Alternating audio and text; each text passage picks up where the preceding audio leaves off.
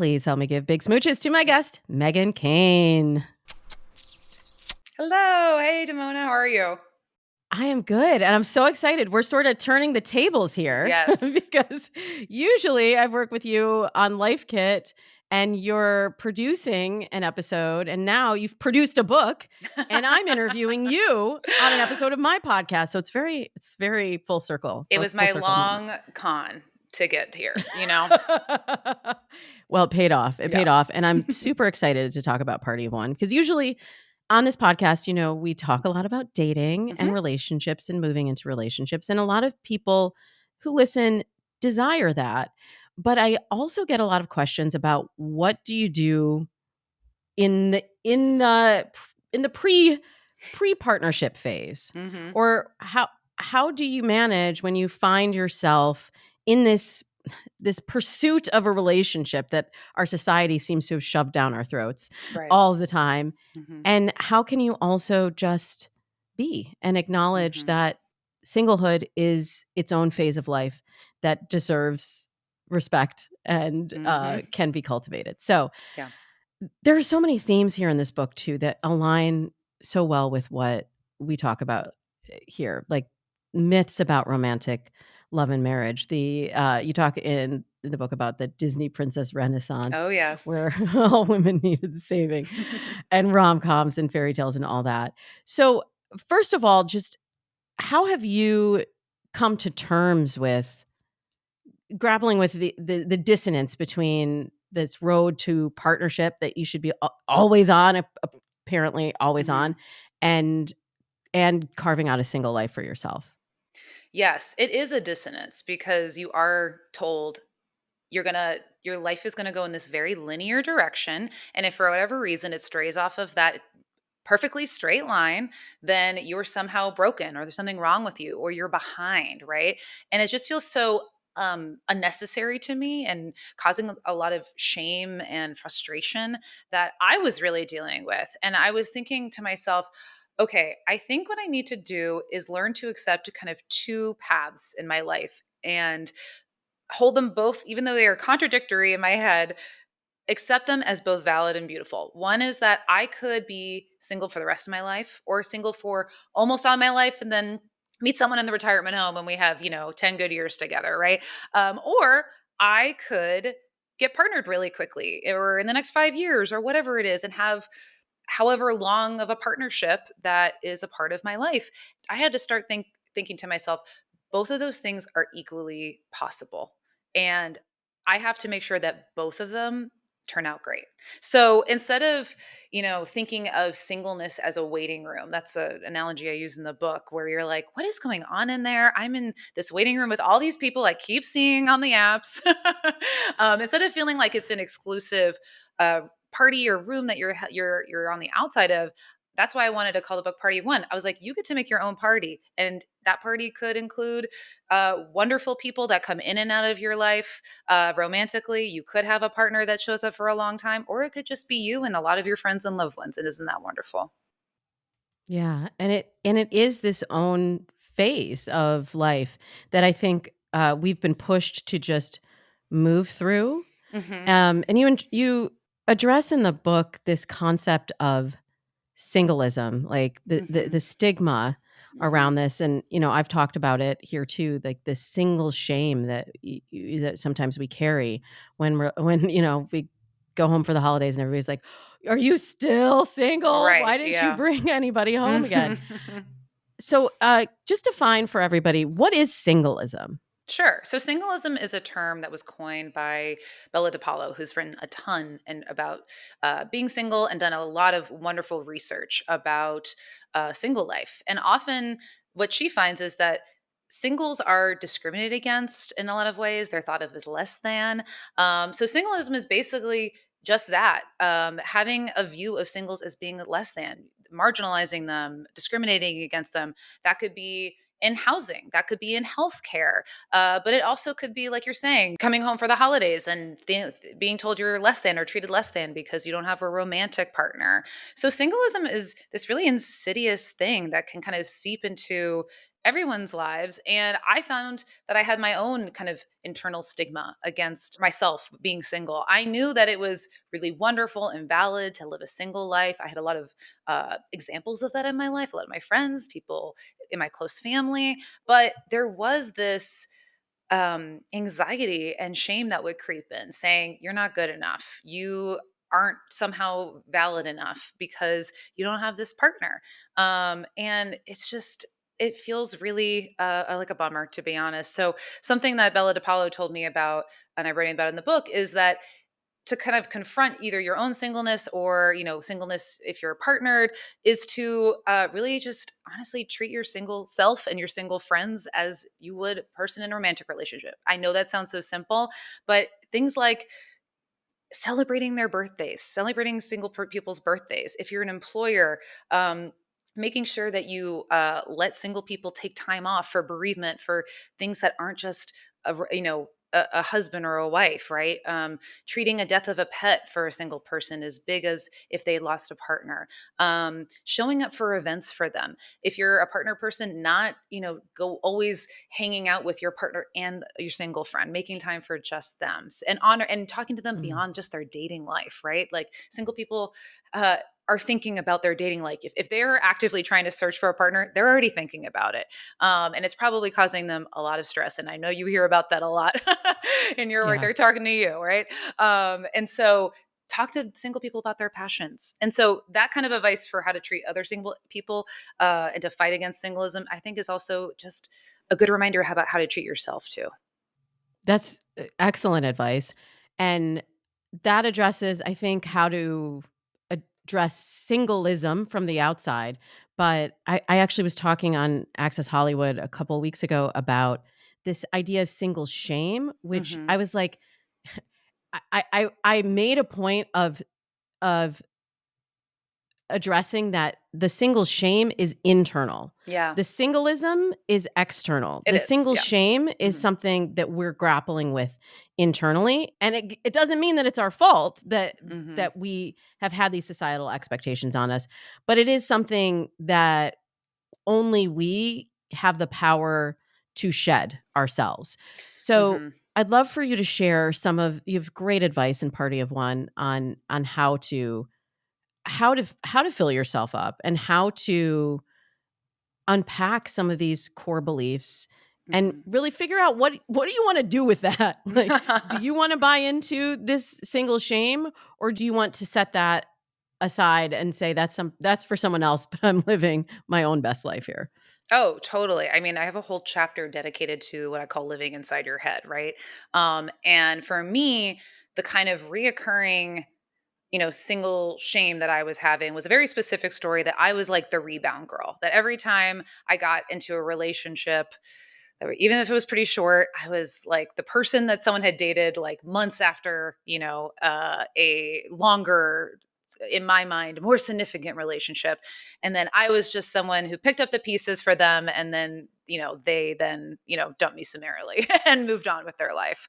And that was a really damaging story. And that contributed to a lot of my single shame. I was putting so much of my self worth on the line about what it meant to be partnered. Um, and I think that's why I was also, when I was in those relationships, not asking really important questions of those partners and boyfriends about what was actually going on in our relationship. Do we have the same values? Do we even want the same kind of life? I was just so nervous about it. So that was how it was interesting how my single stigma kind of like flowed into when I was dating. It was making me so scared to actually be my own authentic self and to ask really good questions in order to find the healthy relationship I was looking for. So when I would return to that story in my head of the rebound girl, one of the things I had to think about was, well, one, is this how I want to spend my time? Do I actually want to spend my life just thinking about this one story of that's really negative and harmful to myself over and over again? And then, I give a lot of really specific tips in the book about how to break from that rumination path, which in turns I think can help with breaking your own internal shame and stigma. But something that was really helpful and a kind of a shortcut to doing that, I found, was when you have a why question in your head of why am I still single? When am I going to meet something? Why can't I figure out how to do this? Well, why do I keep dating the same type of person? Turn that into a what.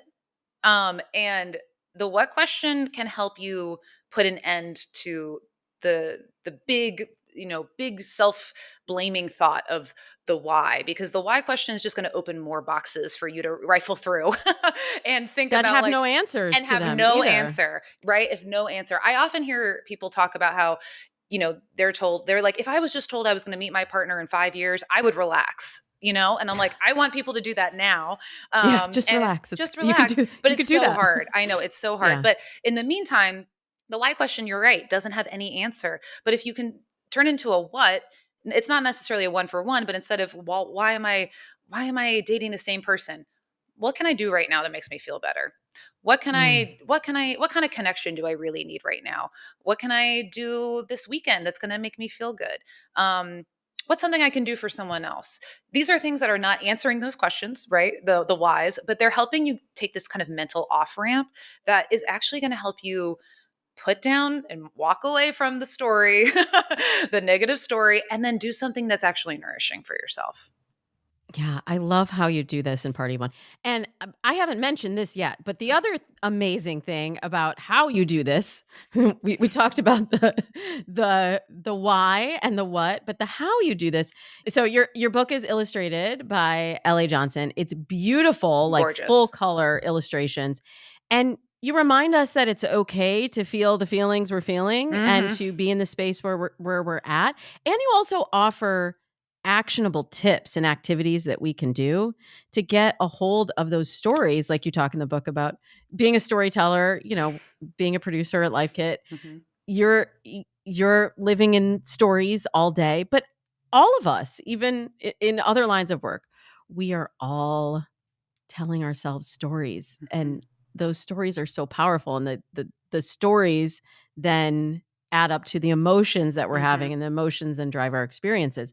So I love how you give readers a chance to take back control of their narrative. Yeah.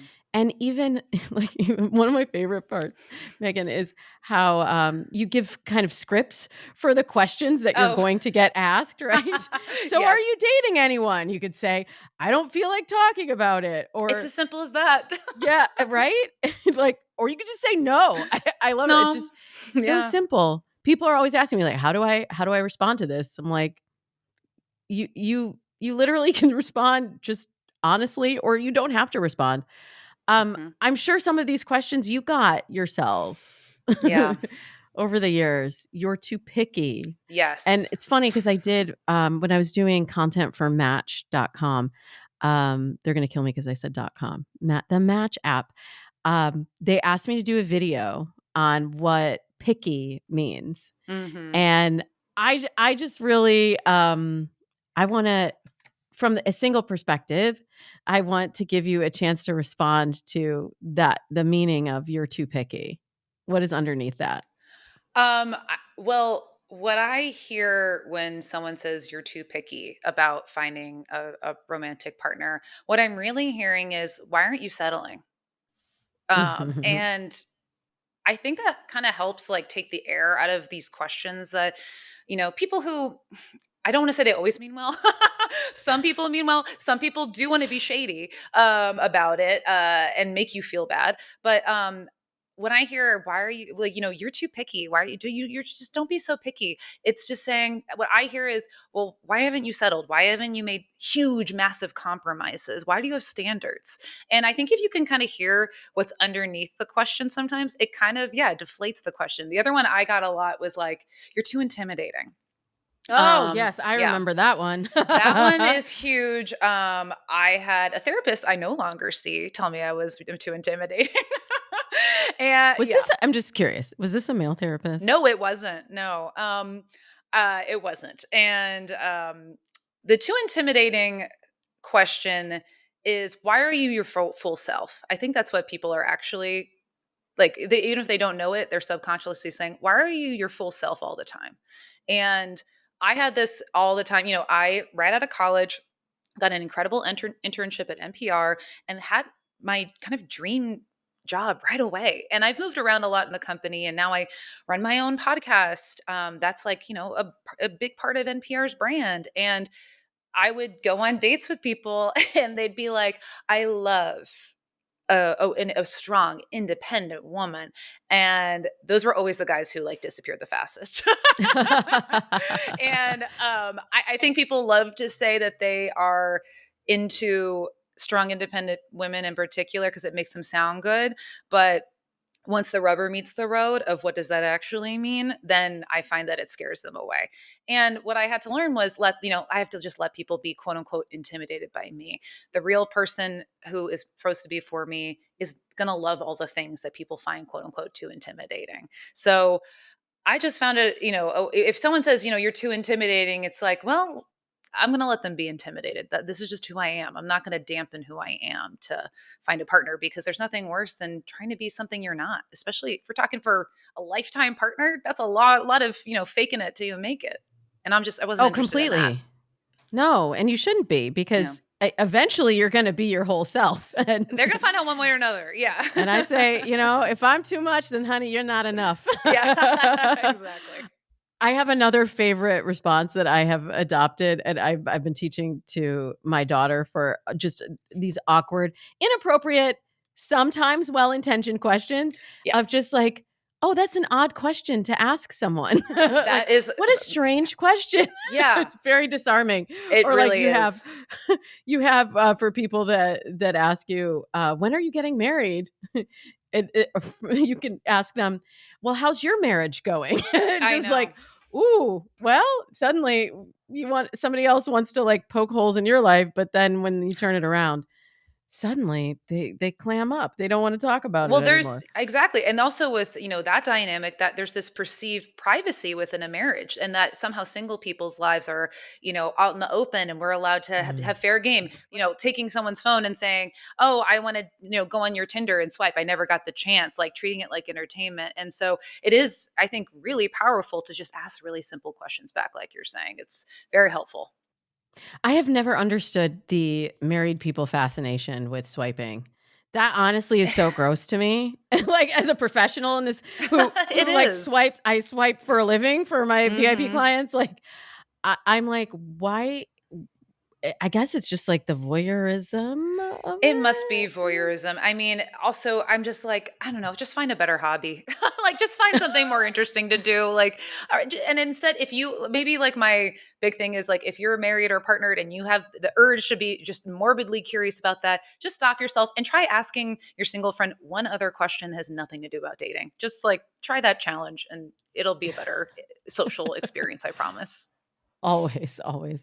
Well, speaking of finding better hobbies, another part of the book that I think is really important is about building intentional friendships Hmm. and building community. Yeah. This is actually what I offer when I do my group programs, which is one of my favorite things to do, because it's it's more than, like, going through the steps of, like, now we're dating and this is, like, the strategy.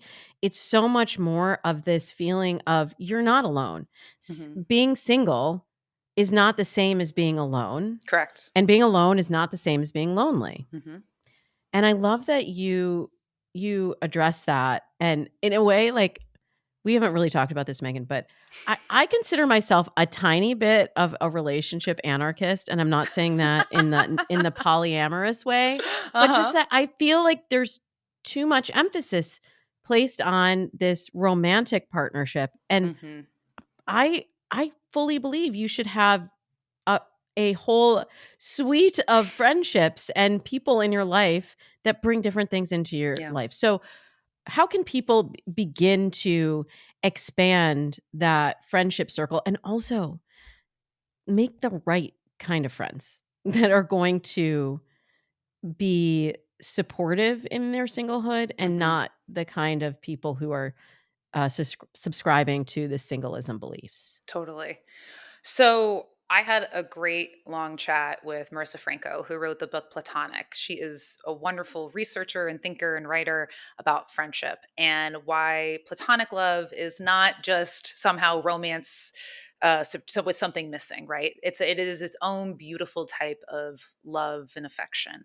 And you're totally right. We do need friendship in different types of relationships to fill us up, to make us feel whole, because we know that the one person I talk to about, my housewife memes is not the same person I talk to about novels all the time, So like we all need diversity of friendships.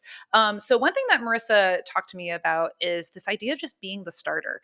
And this was something I realized I didn't give myself enough credit for, which is that I love hosting and I love just making the invite. And I know it can be difficult for some people, but the reality is that most people are just waiting for an invite for something, right? They're waiting for the hand to be extended. They're waiting for the first text. And so what Marissa was telling me was, don't be afraid for when you see someone in the world, maybe at work or through a friend of a friend, if they just are somehow lighting you up in a certain way, or you want to know more about them, just reach out to them. It's as simple as that. Find out their email them, say, hey, it was really great talking to you at so and so's party. I'd love to, I'm doing this, I'm going to this movie with some friends. Like, I knew you were talking about it. Would you want to come? Just like making the low stakes invite. I know it can be scary, but people are more often than not so relieved that you've made that effort. And I actually had a friend do this to me. She heard I was writing this book, and I met her at a mutual friend's birthday party last year. She's like, I hear you're writing a book. I think that's cool. I'm not trying to write a book, but I'd love to hear more about that. Let's take our dogs out to the park. And then we've become friends, and she became my realtor. Wow, you Yeah. never know. And it was great. And then in terms of finding friends that help align with you, um, that there's some trial and error there, right? One way you can do that is through thinking about what your values are, right? And thinking about what groups of people maybe share your values. So if it's not like a one-to-one way of finding friends, maybe it's finding community, right? So like I joined a writer's salon here in DC and I was like, well, these people value the written word, right? And communicating and creativity. That was an easy thing. I talked to someone recently who talked about when she got sober, 8 years ago or so. She was like, I made more friends than I ever did because I went to these sober brunches and I realized they had the same values and ideas as I did. And so that's another way. And then Marissa Franco also talked to me about this idea of being a transitioner, like looking for fellow transitioners. So this is really good for people who are maybe newly single, maybe they're newly divorced, maybe they're also just moved to your city, right? People who are going through a big life transition, who are probably more receptive to bringing in more friends into their lives, and in this kind of like, well, let's just see what happens kind of territory. And I know making friends is really hard, but I think sometimes just lowering the stakes helps. I know there's always like the dreaded, like, okay, well, I'd love to see you for coffee. Can you do that in like 5 months? And you look at your calendar and every date is full. Um, I would encourage people also to, as you're nurturing these friendships, um, try to invite people to like even lower stakes hang than like a scheduled coffee. Text them out of the blue being like, I'm in your neighborhood. Do you want to take a walk with me while I run some errands? Hey, I'm going for a long walk. Do you want to join me? Oh, I made a little extra food. Do you want to come over? Because then it kind of sets the stage for these like shorter hangs maybe, or things that just feel more spur of the moment that I think people really want and miss. Oh, yeah, we used to have that all the Yeah. time, and I feel like that is one of my, biggest frustrations about coming out of the pandemic, that everything is scheduled Yeah. now, and it just feels overwhelming, like, I gotta put another thing on my calendar. Oof, I know. But I keep a very wide friendship circle, and the benefit of having all the technology available to us is that I really also try to make meaningful connections digitally too. So Mhm. even if you can't see someone, like just a check-in text Yes. can go a long way, right? It's always so nice. Like, I've had friends who will be like, "Hey, I haven't heard from you like in a few months. Like, just thinking about you, Yeah. or like, if you know someone is maybe going through like kind of a tough time, just truly even just saying, because I know it's always like hard to know what's the right thing to say, right? all people need is just like, hey, I'm just thinking of you. It can make it be as that like low stakes as possible. Um, and that's all it takes. Yeah. Low Yeah. stakes. That's my new thing now Yeah. with connection. Totally. And also I the other thing I would add is nobody you were saying like everybody wants an invitation. I think sometimes we can get caught up in this like, well, this person texted last or this person ghosted me or Mm-hmm. and especially if you're coming out of the churn of dating apps or maybe also in the churn of dating apps currently, like I'm sure there are some people listening who are like, well, I'm still doing the dating thing, but also I like everything that Megan wrote about in Party of One, and I wanna also embrace that. Sure. It's a huge mental load, and we don't necessarily have to carry that over Yeah. into our friendships. Like, I have a Mm-hmm. friend just who I had texted, like, a week ago, and she hadn't gotten back to me, and I'm like, I'm gonna assume the best of Yeah. people. Like, okay, she's probably on the road, she travels a lot, like, it's not that she's trying to ignore me, and then, I reached back out, and we ended up reconnecting, and we're gonna get together in a couple of weeks when she's back, Mm-hmm. and but that required me to not tell a story, as we Yes. were talking about earlier, not tell a story about what that meant, and not be like, "Well, it's her turn to I follow up." know. Yeah. Right. I feel that. It does feel like with text communication, you can drill down to like all this hidden etiquette, right? But it comes back for me, That's it my comes next book, Megan. there you go. There you go. Well, so yeah, I think for me it just comes back to be the starter. It's okay to reach out again. And just say, hey, I just, and most of the time I really don't mind when people don't get back to me right away. I'm not really that kind of friend. And I'll sometimes double text people, but like Yeah. a week or two later, even Yeah, especially if I yeah, sent yeah. them like a silly TikTok, which I'm one to do. But then I'm like, hey, like we have to make plans about this. They're like, oh my God, I'm so sorry I didn't respond to that. I'm like, it was a TikTok. It's fine. So yeah, I think it's fine to do the double text too. Yeah, I agree, and also the using I say that using multimedia is a great way to Mm-hmm. also restart the conversation, so just sending a TikTok like, Yes, "Hey, I saw this thing, made me think of you." easy. Uh, so we've talked about a lot of, ways to to build community, to handle singlehood, to develop scripts. I want to ask a really simple question that kind of goes back into some of the earlier chapters of Party of One, because I got it from one of my clients, and I'm really curious how you would address it. So, she was curious how to work on mindset. She's Mm. been through my programs. She was one of the people who moved into a relationship by the end of the program. The relationship lasted a couple years, and as relationships sometimes do, it didn't last. So she's finding herself single Mhm. again after having had a meaningful relationship, but the like you talk in the book about like this ticking clock that is Yeah. sometimes always there. And also the unrealized Mhm. relationships. You even share the story of your own unrealized relationship at 26 that Mhm. um then the next person he dated ended up being his long-term partner. Mhm. Um And then that happened again with another person.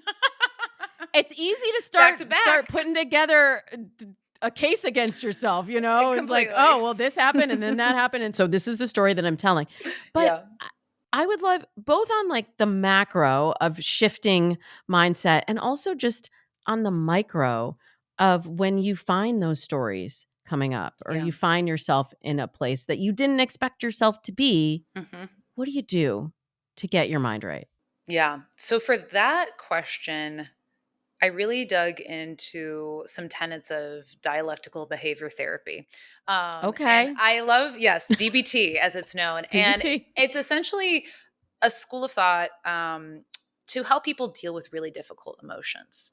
And one practice is called radical acceptance. And radical acceptance is not about accepting things that are harmful to you or an injustice. It's about accepting where things are right now and then moving forward. So when you do get that, for me, that rebound girl mindset, or the story that is negative about your single life coming in, you can pause. Then it's notice that you're doing it, right? Self-awareness is half the game. And then think to yourself, things are the way they are right now. And it's just a reminder to yourself, I can't change what's going on at this exact moment. This is just accepting the reality of where I am. And then you can move forward. It's kind of like a reset button. So it's also really good when you're feeling a lot of resistance to a feeling. And that was a huge reason why I wrote the book, because I had felt a lot of not just frustration and shame, but like real resistance to the idea of like settling into singleness. And so the radical acceptance is just a way to pause that resistance and like kind of let it kind of like slide off of you, and then be like, okay, well, what's next? Right. I feel like half of my book is just being like making a choice, make a good, healthy choice next. Um, so that's one way to think about, okay, the thought is bubbling up. Now, in terms of like building a life, then there's a few things you could do. I was really into this idea of values work and in the book, and I loved how Kelly Crace at the College of William Mary talked to me about values work. He does this thing called the life values inventory, and it's this long free quiz you can do online. It's free, it's totally wonderful, but what's great about it is that it really helps you see where you are in your life with your values at the moment. And like when I first took the quiz, I was looking at it and I was like, well, I believe all these things, right? Like it's easy to just be like, those are all my values. But then the interesting thing about them is, which of these values are the most important to you right now? And of these values, you rank them, and then you also say, how many of these values are guide my actual behavior? And that's where it gets real, where you're saying like, oh yeah, I love the environment and the environment's really important. Then I'm like, I should have been recycling a little bit more, right? Like maybe I Yeah. used a little too much single use plastics. So that's where it becomes a little bit more real. It goes on to have you assess like further, like how you should think about those values. But the reason I bring it up is because I think what you can start to do with values work is you see, okay, what's important to me right this moment, and then you can build um, goals around those things, right? Like or it tells you, where are you spending too much time on a certain value, or where are you spending not enough time on that certain value. And when you focus more on what values you're trying to express in your life, like this is something that Kelly Grace was telling me in our interview. When you step into your values every day, it's a lot kinder and healthier than being like, did I get this thing? Did I check this box? Did I have this outcome? Because as soon as you have an outcome attached to how you're trying to live your life, you're kind of setting yourself up for a little pass fail like anxiety, right? Like there is like only two ways this could go, right? If you want to get married and only get married, if that doesn't happen, well, God, you're a failure in your own head, right? But if your value underneath maybe why you want to get married or have a partner, say, is that you really value, family and tight community, if you are like, okay, well, I can express that value of community in a lot of different ways now. It doesn't have to be marriage. Maybe I actually don't want marriage. Maybe I just want a partner, and we maybe don't live together, or I invest in a local community organization that mentors young people, right? Like what I love about focusing on values rather than I need a partner or I need a marriage, or a promotion or whatever it is that it just takes off the pressure, and then you start to see so many different options about how you can live life that feels so much more gentle. Yeah, I actually recommend values work also if you are preparing to move into partnership, because Yes. so many times we're dating based on these old values or these Hmm. old scripts, and then we're like, "Wait, that doesn't actually make do I wanna get married? Hold on a second." Hmm. It totally changes the trajectory. Um, there's so many of these scripts and stories that we've, come to absorb. There's this, love will find you when you least Least expect it, expect it. when And you're everyone's like, yeah, I'm least expecting it, like kind of looking around with one eye. Yeah. Um, we don't have to talk about this if you don't want to, but Sure. but, did I hear that that while you're writing this book, you were least expecting it? It had I happened for you? know. It did. Yes. So, yeah, this is the part where, yeah, the big reveal, right? is that I haven't been hiding it by any means. But yes, in the process of writing this book, I did become partnered. And, after 14 years of real lived experience of being single and doing this work and research, I did become partnered. But what's funny is that I wrote this book um, after I did an NPR piece for my show Life Kit about this exact topic, and I didn't get a single DM. No one hit me up. No one emailed me about like going out for a date. Like I got nothing. In fact, I was dating someone for a few weeks who I was like super into at the time, and he dumped me. So After he heard the episode yeah, or I mean, just oh, he coincident? loved the episode, but then he still, broke things off, all for the best. So I don't even know if I least expected it this time, right? Like, because I feel like I had quote unquote given up a million times before and nothing had happened. So, it was just it was honestly good timing and a match of values and, where we were in our lives when we met. And, like we were talking about at the beginning of the episode about how about singleism, that's something I've really brought into my partnership is talking about how we treat our single friends and how we treat each other as our own entities as well. So making sure we have time for our own hobbies, our own alone time, and investing in those, not doing everything together all the time, and making time for a lot of friends in our lives, both together and one on one. And he had my partner had a coworker who lives nearby us who had food poisoning, and he's like, I'm gonna go pick up some Gatorade and and some crackers and drop it off. He's like, because she's single and I want to help her out. And I was like, that's amazing. So I really keep us honest because I wrote the book on this. So That's what I was gonna say. Yeah, you yeah, wrote the book on it. and then I also have a big rule for myself about how I talk with my single friends now. One, I don't bring up their dating life unless they tell me about it and they want to talk about it. I have certain friends who just never want to really talk about dating life, or they're just not interested in dating right now, and they happen to be single. But I also have friends who are really actively dating and do want to like talk about the beats about it with me. But I never just open up the conversation, how's your dating life, as a means of entertainment, right? And even from there, if they do want to talk to me about their dating lives, and this is hard for me because I work in the advice business, I don't give advice unless I am explicitly asked. And it usually, because like for me, I'm like, we've had Demona on Life Kit. Like I know all these things. I've written this book. I know a lot of like tips and tricks about like mental health. And, you know, I really hold back. And I say to them, like, would you want advice about this? And if not, if you just want to vent or talk about it, that's cool too. So that's like the big rule I have for myself. And then I make sure I show up for birthdays. I buy birthday gifts for my single friends. I invite them to dinner. I treat them to things. I just treat them like a whole person. And honestly, I feel like it's made my life and my partner's life a lot richer to like include this like really big community in our lives. Absolutely, and I can see how all of the advice and exercises and even just in reading, so I've been partnered for a long time, but even in just reading Party of One, I was taken back to my period of Hmm. singlehood and reminded of some of these moments of like, "Oh, yeah, that happened to me." It's so relatable, Yeah. it's so actionable, Hmm. and it's really useful for anyone that is single, whether you intend to stay single or are in pursuit of a relationship. The self work that you do Hmm.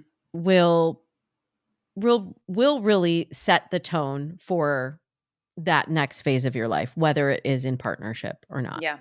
So, thank you for this Oh, book. It is beautiful my and pleasure.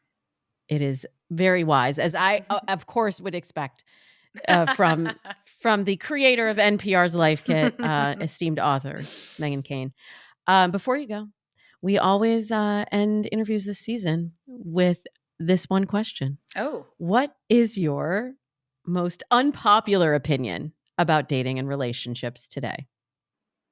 You really need to just decide if you like someone rather than if someone likes you. Like maybe that's becoming more popular now. It's maybe not revolutionary, but man, that was a big shift for me. Instead of being like really walking on eggshells around people, worried that they won't like me if I do this or if I show my true self. Going from that place to, well, let's see if I like you. Do I feel like myself? Like, do I feel like rooted in my body and normal and making jokes and I can give my own like screed about, some pop culture thing I'm into that week. That was a real change for me. So yeah, I would say I think there's sometimes too much emphasis on whether or not someone likes you, but you need to decide Mm. if you like that person. That's great. Yeah. And if it's not popular, we should make it popular because it Exactly. is Yeah. a very smart way to live your life. Thank you so much for being here, Megan. I love the book Party of Oh. One, and I will make sure we put the link in the show notes so everybody picks up a copy for themselves. Oh, Demona, thank Thank you so you. much.